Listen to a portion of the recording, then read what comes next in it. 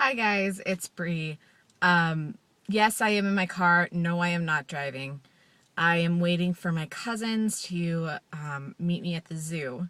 So I thought I would really quickly give you the update on The Martian by Andy Weir. I finished it on Sunday night, Monday-ish. It's so good. So I'm just going to tell you a little bit quickly about it. This is going to be pretty informal.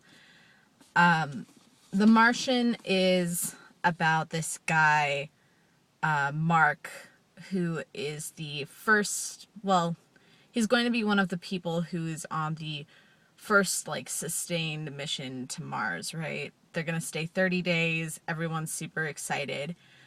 But there were some really poorly done calculations, and a storm came in, and they had to scrap the mission on day 6. But Mark Watney gets left behind. They think he's kind of blown off by the wind, and his sensors misread, and so his crewmates think he's dead. And because they only have a couple minutes to leave, they kind of are forced to leave what they think is his body behind. But Mark Watney, unfortunately, is not dead. And now he's kind of stuck trying to survive until the next mission to Mars comes, and that's going to be 4 years. It's a really great survival story, guys. So heads up, I mean, this all happens in like the first 50 pages, but NASA finds out that he is alive, and so there's this scramble on both sides to kind of bring communication back, because there's no way for him to communicate when all of the equipment kind of got jumbled around and some of it got kind of wrecked. And the only thing that that Watney really has going for him is that he is a mechanical engineer and a botanist, right? So that's kind of why they chose him, so that he could do all the plant experiments and kind of be like the troubleshoot guy if something goes wrong. And obviously something really big went wrong. Andy Weir does just a fantastic job in this novel. It's written in a combination of Watney's logs and then third-person narrative of what's happening at NASA. And there are a couple of like things like letters back and forth once they are able to kind of get calm up. Weir does a really good job of showing the frustration that's happening between the two groups, NASA and Watney. You know, I mean, obviously in a situation like that where you have imperfect communication and things are going wrong all the time, I think it's easy for people to be frustrated. And the cool thing that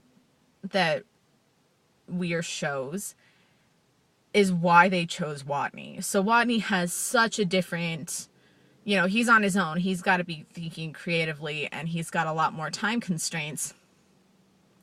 But he often comes to the same conclusions as NASA's engineers do on his own.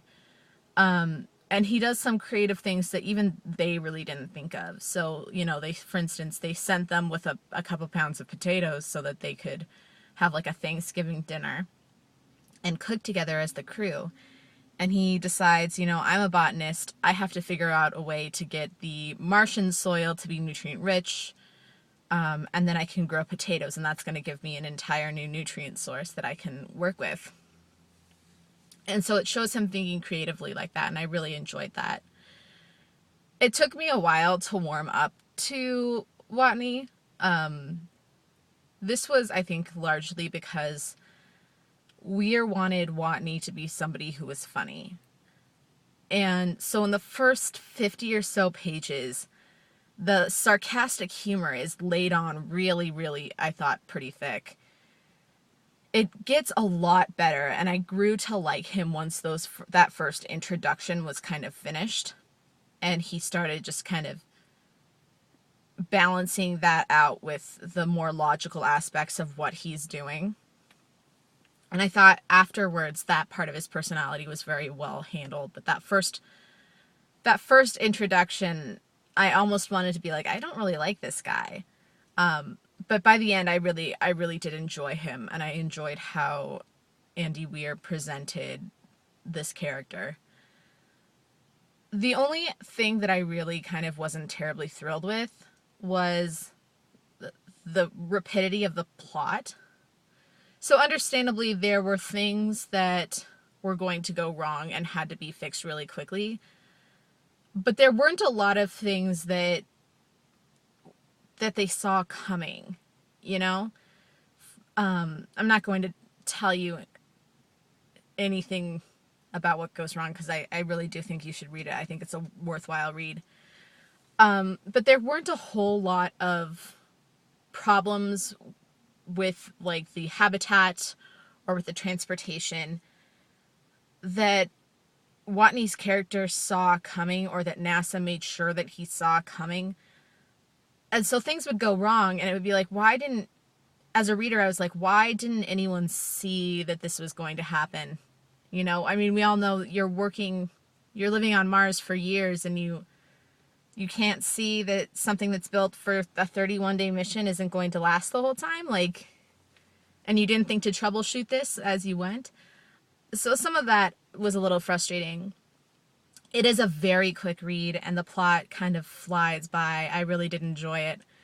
And I did enjoy a lot of the characters, especially the farther you got along with them and you learned their thought process, the more I found them to be likable. Overall, I would give this a solid 4 out of 5. I'd even lean maybe towards giving it a 4.5 stars.